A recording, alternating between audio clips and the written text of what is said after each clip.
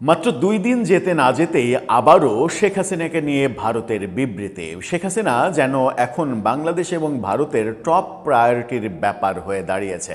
বাংলাদেশের রাজনীতিতে শেখ হাসিনা আলোচনায় থাকবেন, তিনি যতদিন বেঁচে থাকবেন আলোচনায় থাকবেন, মৃত্যুর পরেও হয়তো আলোচনায় থাকতে পারেন। সেটা পজিটিভ আলোচনা বেশি হবে নাকি নেগেটিভ আলোচনা বেশি হবে সেটা সময়ই বলে দেবে। কিন্তু এখন তিনি নানাভাবেই প্রাসঙ্গিক হচ্ছেন, আন্তর্জাতিক মিডিয়াতে প্রতিনিয়তই খবর হচ্ছে। এবং মজার ব্যাপার হচ্ছে যে ভারতের যে শত শত গণমাধ্যম আছে, বেশিরভাগ গণমাধ্যমেই প্রতিনিয়ত শেখ হাসিনাকে নিয়ে নানা ধরনের খবর করা হচ্ছে। এরই মাঝে ভারতের পররাষ্ট্র মন্ত্রণালয় দুদিন আগেও বিবৃতি দিয়ে শেখ হাসিনার ব্যাপারে কথা বলেছে।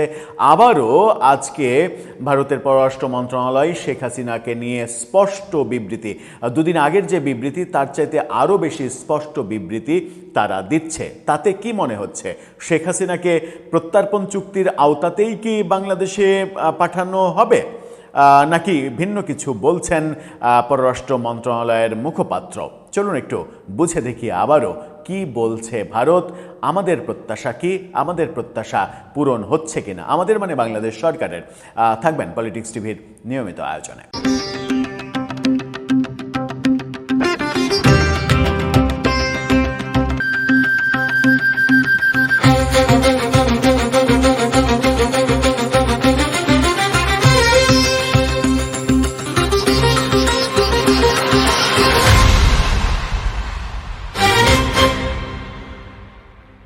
দর্শক, বলছিলাম ২ দিনের মাথায় ভারত আবারও শেখ হাসিনাকে নিয়ে কথা বলছে। এটা কিন্তু একটা বড় ব্যাপার যে বারবার তারা এই ব্যাপারে কথা বলছে কিংবা কথা বলতে বাধ্য হচ্ছে কিংবা সাংবাদিকরা আগ্রহ দেখাচ্ছেন, ব্যাপারগুলো স্পষ্ট লক্ষ্য করা যাচ্ছে।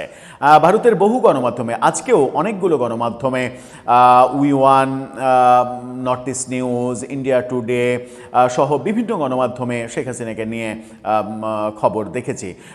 সর্বশেষ যে চাঞ্চল্যের ব্যাপারটা হয়েছে, এনডিটিভির সাক্ষাৎকারের পরে রয়টার্স যখন ঘোষণা দিয়েই এই ব্যাপারটা প্রচার করলো যে প্রথমবারের মতো তারা টেলিফোনে কথা বলে সাক্ষাৎকার নিয়েছেন, তখন কিন্তু এই ব্যাপারটার গুরুত্ব আরও বেড়েছে।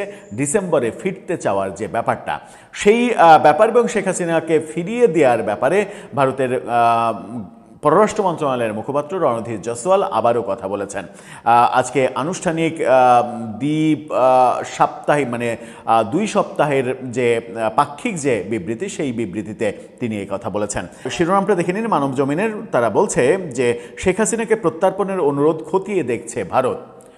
খতিয়ে দেখছে তার মানে তারা এটাকে গুরুত্ব দিচ্ছে। গুরুত্ব দিচ্ছে মানে কি ব্যাপারটা এরকম যে শেখ হাসিনাকে তারা হস্তান্তর করতে চাইছে? আমার মনে হয় না। আমার মনে হয় যে এই বিবৃতিগুলোর অধিকাংশই শুধুমাত্র কৌশলী বিবৃতি। সাংবাদিক প্রশ্ন করছেন, তাই এই ব্যাপারে কথা বলতে বাধ্য হচ্ছেন মুখপাত্র। কি বলছেন তিনি? বাংলাদেশের সাবেক প্রধানমন্ত্রী শেখ হাসিনাকে প্রত্যর্পণের অনুরোধ ভারত আইনি ও বিচারিক প্রক্রিয়া অনুযায়ী পরীক্ষা করে দেখছে বলে জানিয়েছে দেশটির পররাষ্ট্র মন্ত্রণালয়। রণধীর জয়সওয়াল দ্বিসাপ্তাহিক সংবাদ ব্রিফিংয়ে এই তথ্য জানিয়েছেন। এদিন সাংবাদিকদের প্রশ্নের জবাবে জয়সওয়াল বলেন, বাংলাদেশ সরকারের পাঠানো শেখ হাসিনার প্রত্যর্পণ অনুরোধ ভারত পেয়েছে এবং সেটি বর্তমানে পর্যালোচনার অধীনে রয়েছে। এর আগেও ইউনূস আমলে একাধিকবার এই প্রশ্ন করা হয়েছিল। ইউনূস আমলে অন্তত 3 বার ভারতকে অনুরোধ করা হয়েছে, কিন্তু ভারত শুধু বলেছে হ্যাঁ এরকম একটা মানে চিঠি পাঠানো হয়েছে, কিন্তু এটা নিয়ে আমরা এখন ভাবছি না, এরকম মানে এড়িয়ে যাওয়ার ব্যাপার হয়েছে। কিন্তু বিএনপির আমলে অবস্থানটা একটু পরিবর্তন দেখেছি। তারা বলছে যে এটা আইনি দিক, বিচারিক দিক খতিয়ে দেখা হচ্ছে, এই উন্নতিটুকুই হয়েছে। এখানে তিনি বলেন যে হ্যাঁ আমরা প্রত্যর্পণের একটি অনুরোধ পেয়েছি। আগেও যেমন বলেছি, অনুরোধটি বর্তমানে পরীক্ষা নিরীক্ষার মধ্যে রয়েছে। কারণ বিএনপির আমলেই কিন্তু তিনি একাধিকবার বলেছেন যে এই ব্যাপারটা পরীক্ষা নিরীক্ষার ব্যাপার আছে, এটার আইনি দিক, বিচারিক দিক, আদালত কিভাবে এই ব্যাপারটাকে নেবে, আদালতকে কিভাবে ডিল করা হবে, এই ব্যাপারগুলো খতিয়ে দেখছে ভারত। জয়সওয়াল আরও বলেন, প্রত্যর্পণ সংক্রান্ত আইনি বিধান এবং বিচারিক প্রক্রিয়া অনুসরণ করেই এই অনুরোধ বিবেচনা করা হবে। জয়সওয়ালকে আরও জিজ্ঞাসা করা হয়, সংসদ নির্বাচনের আগে এক রাজনীতিক হত্যাকাণ্ডের ঘটনায় ভারতীয় কর্তৃপক্ষের হেফাজতে থাকা এক ব্যক্তিকে নিয়ে বাংলাদেশ থেকে আরেকটি প্রত্যর্পণ অনুরোধ পেয়েছেন কিনা। অর্থাৎ ওসমান হাদির যে হত্যাকাণ্ড, 2 জন আসামি ভারতে যারা গ্রেপ্তার হয়েছে তাদের প্রত্যর্পণের কথা বলছে। এর জবাবে তিনি বলেন বিষয়টি তাৎক্ষণিকভাবে নিশ্চিত করতে পারছেন না তিনি। জসওয়াল বলেন, আমি এখনই এটি নিশ্চিত করতে পারছি না, বিষয়টি আমাকে যাচাই করে দেখতে হবে। অর্থাৎ ওসমান হাদির যে আসামিরা তাদেরকে প্রত্যর্পণের অনুরোধ করেছে কিনা বাংলাদেশ সরকার সেটা তিনি জানেন না। ওই প্রশ্নকারী সাংবাদিক ওই মামলার অভিযুক্ত ব্যক্তি এবং নিহত রাজনীতিকের পরিচয় প্রকাশ করেননি। তবে রণধীর জসওয়াল পুনরায় জোর দিয়ে বলেন, ভারতের কাছে আসা যে কোনো প্রত্যর্পণ অনুরোধই সংশ্লিষ্ট আইনি বিধান এবং বিচারিক প্রক্রিয়া অনুসারেই পরীক্ষা করে দেখা হবে। যখন জসওয়াল বলছেন যে ওসমান হাদির যে আসামি সেই আসামিদের ব্যাপারে প্রত্যর্পণ অনুরোধ করা হয়েছে কিনা সেটা তিনি জানেন না, এই মুহূর্তে বলতে পারছেন না। তিনি যখন এই কথা বলছেন তখন বাংলাদেশের পররাষ্ট্র মন্ত্রণালয় থেকে একাধিকবার বলা হয়েছিল যে এই 2 আসামিকে ফেরত চেয়ে ভারতকে চিঠি দেওয়া হয়েছে, অনুরোধ করা হয়েছে। কিন্তু জসওয়াল বলছেন যে এই ব্যাপারটা তার জানা নেই। ব্যাপারটা খুবই ইন্টারেস্টিং।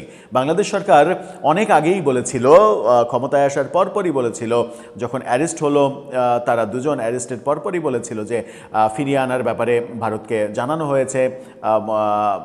কিন্তু এখন দেখছি ব্যাপারটা উল্টা। তাহলে কি সেই ব্যাপারটাও ঝুলে আছে, কিংবা বাংলাদেশ সরকার টেকনিক্যালি এটা প্রচার করেছিল যে তাদেরকে ফেরত চাওয়া হয়েছে, যেটা রণধীর জসওয়াল বলছেন যে এই ব্যাপারে তার কাছে কোনো তথ্যই নেই। সব মিলিয়ে মূল আলোচনার ব্যাপারটা তো শেখ হাসিনার ফেরা না ফেরা। এই যে জসওয়াল আবারই বললেন যে আইনি দিক, বিচারিক দিক পরীক্ষা করা হবে।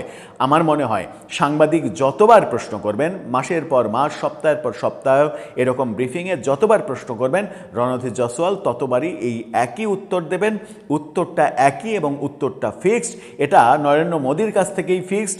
আমার মনে হয় না ভারতের বিভিন্ন তথ্য যাচাই বাছাই করে, ভারতীয় গণমাধ্যমের বিভিন্ন বক্তব্য যাচাই বাছাই করে, আন্তর্জাতিক গণমাধ্যমের বক্তব্য যাচাই বাছাই করে কোনোভাবেই এটা মনে করার কোনো কারণই থাকতে পারে না যে ভারত শেখ হাসিনার মৃত্যুদণ্ড ঘোষণা হওয়ার পরেও তাকে বাংলাদেশের হাতে তুলে দেবে যেন বাংলাদেশ তাকে ঝুলিয়ে দিতে পারে।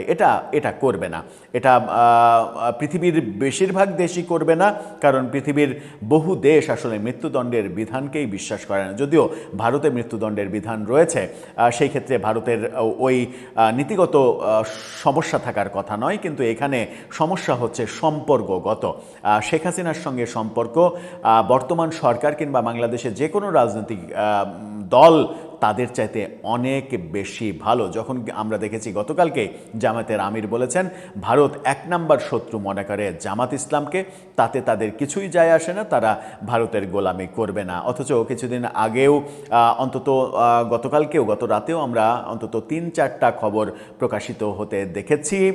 মানে এর আগে যে খবরের স্ক্রিনশটগুলো সামাজিক যোগাযোগ মাধ্যমে ভেসে বেড়াচ্ছে, যেগুলোতে আমরা দেখেছি যে জামাতের আমির এর আগে ভারতকে বন্ধুরাষ্ট্র, ভারত এই, ভারত ওই, ভারতের সঙ্গে গোপন বৈঠক, যে বৈঠকের কথা অনেক পরে তিনি প্রকাশ করে দিয়েছিলেন, দিয়ে ক্রেডিট নিয়েছেন তিনি, এরকম বক্তব্য আমরা শুনেছিলাম। এরকম এক ধরনের দ্বিচারিতা আমরা দেখছি। সব মিলিয়ে দর্শক, আপনার কি মনে হয়? আপনার মতামত জানিয়ে লিখতে পারেন আমাদের কমেন্ট বক্সে।